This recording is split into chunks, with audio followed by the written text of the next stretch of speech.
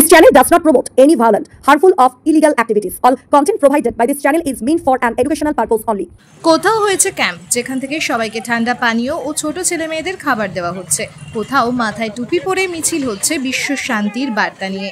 হাওড়ার ডোমজুড়ের বিভিন্ন জায়গায় বিশ্ব নবী দিবস পালনে এই এক টুকরো শান্তির বার্তা ফুটে উঠল।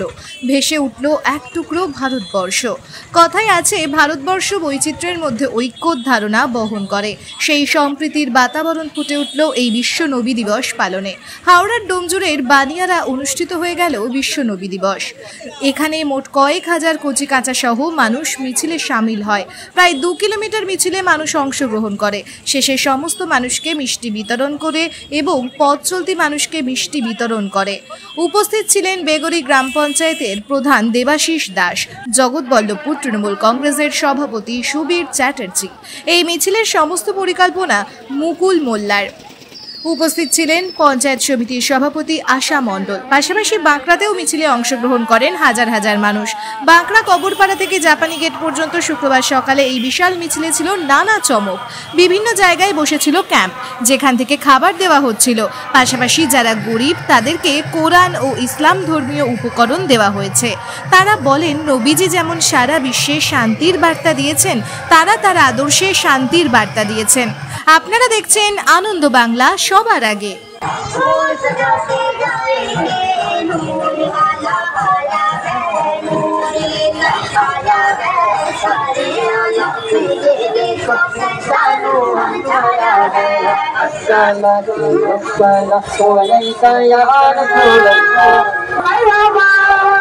सरकार की आमद, दिलदार की आमद, सोने की आमद, मक्के की आमद, मदनी की आमद, प्यादे की आमद, सोने की आमद।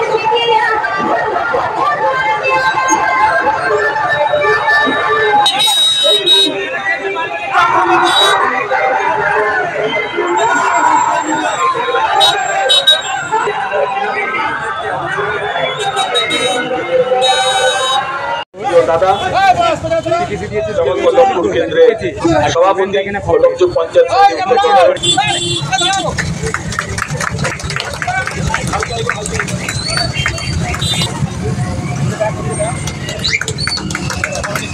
যদিও আমাদের খুব কাছের মানুষ, বানিয়ারা জামে মসজিদের প্রেসিডেন্ট জনাব সুরাবুদ্দিন মোল্লা মহাশয় বরণ করে নিচ্ছেন সানি মিত্রে।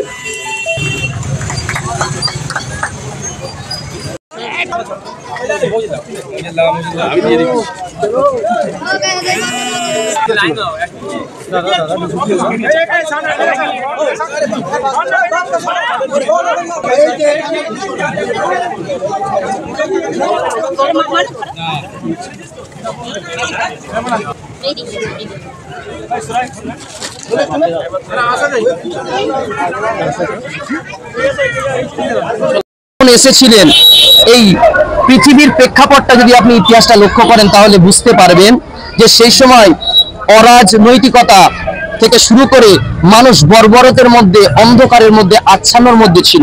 তিনি কিন্তু আলোর পথ দেখাতে এসেছিলেন। আজকে সেই বার্তাই আমরা দিয়েছি। এবং পাশাপাশি আমি বলবো, আজকে ভারতবর্ষে যে প্রেক্ষাপট চলছে, আপনি এই ভারতবর্ষ হচ্ছে গণতান্ত্রিক দেশ। এটা কিন্তু ইসলামিক রাষ্ট্র নয়, হিন্দু রাষ্ট্র নয়, অন্যান্য কোনো রাষ্ট্র নয়। এটা হচ্ছে গণতান্ত্রিক রাষ্ট্র। আজকে আমরা কদিন আগেই দেখছিলাম অনুরাগ ঠাকুর নামের কেন্দ্রীয় একটা মন্ত্রী, তিনি গিয়ে বলছেন যে আমাদের এই সর্বপ্রথম মহাকাশচারী ছিলেন হনুমানজি। আজকে তিনি এটা বলছেন। আজকে আমি মুসলমান হিসেবে যদি আমি বলি আমাদের বিশ্বনবী মেরাজে গিয়েছিলেন, সেটা কি খাতা কলমে লিখলে হয়? না, আমাদের কিন্তু ইতিহাস জানতে হবে।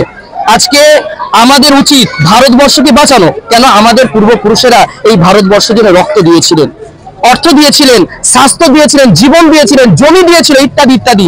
তারই রেখে যাওয়া যেটা হচ্ছে একটা ওয়াকফ সম্পত্তি। আজকে যেটা কেন্দ্রীয় সরকার মানুষকে ভুল বুঝিয়ে, ইতিপূর্বে যেমন তালাক নিয়ে উনি চর্চা করেছিলেন, বাবরি মসজিদ নিয়ে চর্চা করেছিলেন, ঠিক অনুরূপভাবে ওয়াকফ সম্পত্তি একটা ভুল বুঝিয়ে মসজিদের উপরে হস্তক্ষেপ, মাদ্রাসার উপরে হস্তক্ষেপ, বিভিন্ন ঈদগাহ দরগার উপরে হস্তক্ষেপ করতে চাইছে। আমরা তার নিন্দা অবশ্যই জানাই। পাশাপাশি আমি বলবো রাজনৈতিক নেতাদের, এই যে বিভিন্ন ইসলামিক স্কলার, আমরা যখন বিভিন্ন ধর্মীয় মাহফিলে যাই আমাদেরকে বলা হয় যে আপনারা রাজনৈতিক বাদ দিয়ে ধর্ম নিয়ে আলোচনা করুন, কারণ আপনারা ধর্মগুরু। 100 বার আমি বলবো যে আপনি ঠিক বলেছেন। কিন্তু হ্যাঁ, আমরা যেমন ধর্ম নিয়ে প্রচার করব, আমার একটা হিন্দু ভাই সে তার ধর্ম নিয়ে প্রচার করবে, একটা খ্রিস্টান ভাই সে তার ধর্ম নিয়ে প্রচার করবে, কেন তিনি সেই ধর্মের স্কলার। পাশাপাশি আমি বলবো যে মানব কল্যাণে পথপ্রদর্শক মহান নবী হযরত মুহাম্মদের জন্মদিনে সকলকে অনেক অনেক শুভেচ্ছা, সালাম, অভিনন্দন জানাবো। আর বানিয়ারা আমাদের আজকে এই প্রোগ্রামটা নবী দিবস উপলক্ষে, তো সর্বস্তরের গ্রামের মানুষ আজকে আসছেন এখানে, তারা একটু মিষ্টিমুখ করাবে। গ্রামবাসীরা তারা তাদের সমর্থন অনুযায়ী আজকে এই মহান দিনে এত সুন্দর একটা কর্মসূচি নেওয়ার জন্য আমি সর্বস্তরের গ্রামবাসীকে অনেক অনেক ধন্যবাদ, শুভেচ্ছা, সালাম, অভিনন্দন জানাই। আর শান্তির বার্তা সারা বিশ্ব জুড়ে সবাইকার যেন সুখ সমৃদ্ধি ভরে উঠুক। সারা বিশ্বের যে যুদ্ধের দাবা আমরা যেন নবীর পথ অনুসরণ করতে পারি, আগামী দিনে চলতে পারি। আপনারা দেখছেন আনন্দ বাংলা, সবার আগে।